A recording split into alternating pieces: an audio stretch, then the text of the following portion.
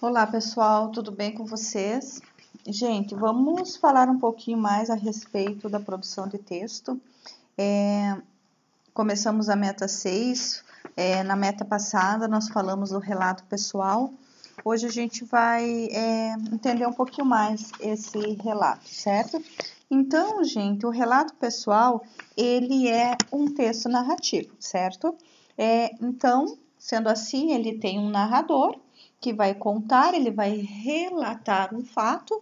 Nós temos um tempo que vai indicar quando é que o fato aconteceu, tá? Nós temos o espaço que vai dizer onde o fato se deu. Nós teremos os personagens, que são as pessoas que vão viver a situação, e temos as ações, né? Que seria o enredo, ou seja, as ações que o personagem viveu num determinado espaço, num determinado dia ou num determinado momento, e o narrador que conta.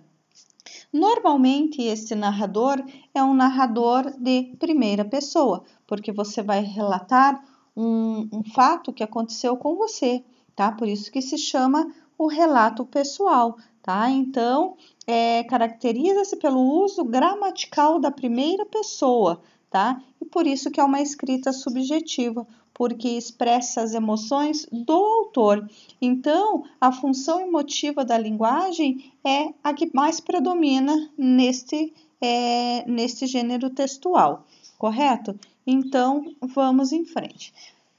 Nós temos aí o contexto de circulação, tá? Que pode aparecer em livros, pode aparecer em jornais, pode aparecer em sites, pode aparecer em diferentes suportes ou diferentes espaços de circulação, tá, pessoal? Então, assim, não é um lugar fixo, não vai percorrer um lugar só. Então, pode ser que esse texto, esse relato pessoal, ele seja divulgado em diferentes situações, tá bom? Em diferentes suportes também. Vamos aqui. O texto, o relato pessoal, ele é escrito em prosa, tá, prof? Mas o que é prosa? É um estilo de texto mais conhecido, ou seja, é em linha reta, tá? É estruturado geralmente em linhas contínuas e em parágrafos, tá? A narrativa ela pode ser curta ou longa. Então, eu coloquei aqui para vocês um exemplo de texto em prosa. Vejam aqui a raposa e o corvo. Então, você tem um parágrafo, o texto começa, vai até o final da linha e daí você retoma lá no início da outra linha e vai escrevendo até o final.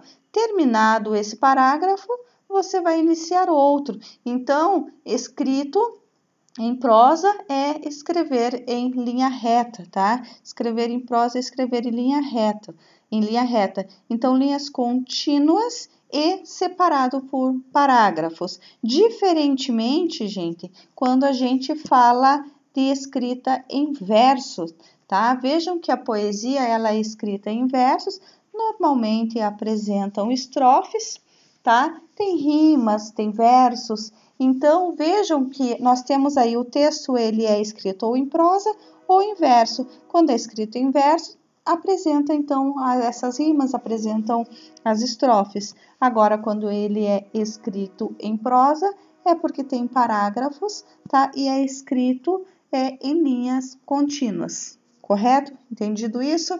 Então, vamos em frente. Nós temos aí a estrutura do relato pessoal, tá? Então, nós temos a apresentação dos fatos, tá? Ou apresentação do fato, o que foi que aconteceu. Então, você vai começar contando o que foi que aconteceu e depois você vai dar os detalhes, você vai desenvolver isso. Então, você vai situar o seu leitor no tempo, no espaço, você vai detalhar como é que se deu a situação que você vivenciou, tá? E aí você vai ter o desfecho, você vai contar como foi que tudo acabou, tá, gente? Lembrando que o relato pessoal, ele pode realizar-se tanto pela escrita quanto pela oralidade. Quando é pela oralidade, normalmente acontece em palestras, seminários, conferências, tá? Então, o relato pessoal, gente, ele pode estar em vários gêneros textuais, tá? Ele se apresenta na entrevista, ele se apresenta no diário, ele se apresenta em depoimentos, em conversas com amigos, em documentários. Por exemplo, quando a gente fala em depoimento, sempre é feito para alguém ler ou para alguém ouvir, e é sempre de cunho narrativo ou persuasivo, se é que a pessoa tem a intenção de convencer. Lembrem que persuadir é convencer, tá? Então, sempre que você vai relatar algo, então é porque você viveu essa experiência, tá? Então, você vai contar algo que você conhece, por isso que é subjetivo. Uso, então, da primeira pessoa, expressa as emoções do autor, predominância da função emotiva da linguagem. A linguagem pode ser formal ou informal. Isso vai depender muito do contexto. Se você vai contar isso para os amigos, você vai usar totalmente a informalidade. Mas, se você vai registrar isso para ser publicado em um livro, por exemplo, a sua linguagem vai ser um pouco mais formalizada, tá? Então, a linguagem vai depender do contexto de publicação, tá bom?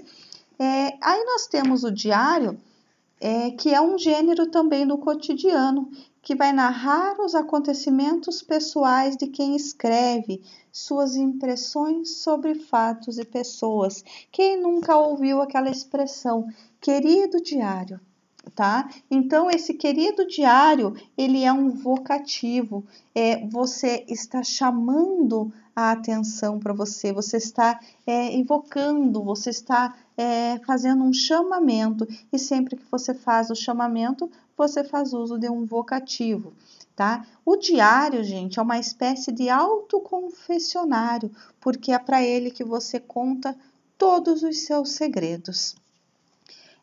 A linguagem do diário é marcada pela alta pessoalidade, com verbos na primeira pessoa do singular e também no pretérito perfeito. Isso porque você vai registrar os fatos que você vivenciou antes do momento da escrita, ou seja, você vivenciou uma situação e você vai escrever sobre ela. Então, você vai usar os verbos no pretérito perfeito para registrar algo que já se iniciou e também que já está finalizado, tá? Então, lembrem aqui, ó, é marcado pela alta pessoalidade, por quê? Porque o diário é um gênero muito pessoal, tá? Então, é o seu olhar diante dos fatos que se apresentaram a você durante a sua vida, durante momentos marcantes da sua vida. Por isso, do uso da primeira pessoa. Eu vivi tal coisa, tá? Eu me emocionei, aí você vai dizer o porquê disso. Então, é seu, é pessoal, tá? Então, por isso que é em primeira pessoa. O diário, gente, o autor, ou a pessoa que escreve, né, estabelece um diálogo consigo mesmo, tá? Ele vai escrever no diário as suas impressões a respeito de uma determinada situação. Então, por isso, de ser um diálogo consigo mesmo, ele fala sobre a sua experiência, ele fala sobre seus sentimentos, então traz uma espécie de conversa, tá? Da pessoa com ela mesma. A estrutura. Então, nós temos a data em que a página foi escrita, o local, o vocativo, né, que é aquele chamamento, o corpo do texto, que é onde a pessoa escreve a experiência, né, escreve aquilo que viveu e depois a pessoa assina. Eu vou mostrar para vocês aqui uma página do Diário de um Banana.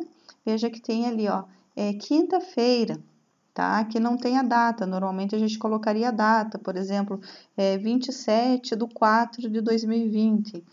Querido diário, e daí começaria ali, tá? O papai está tendo de novo o negócio da dieta. e que é uma má notícia para mim. Há uns 3 dias ele não come nenhum chocolate e está muito rabugento. Então, veja o que ele marca ali, tá? Ele coloca quando foi que aquele fato se deu, foi na quinta-feira, certo? Então, o diário altamente pessoal, tá? Normalmente, usa-se, tá? Usa-se verbos na primeira pessoa do singular e também usa o verbo no pretérito perfeito. Tá bom, pessoal? Então, assim, eu vou deixar 2 páginas de atividade para vocês, que é a página 9 e a página 12. Vocês vão realizar essas atividades e na próxima aula nós faremos as correções, tá bom? Então, até mais, fiquem bem e qualquer coisa que vocês precisarem, eu estou por aqui. Até mais.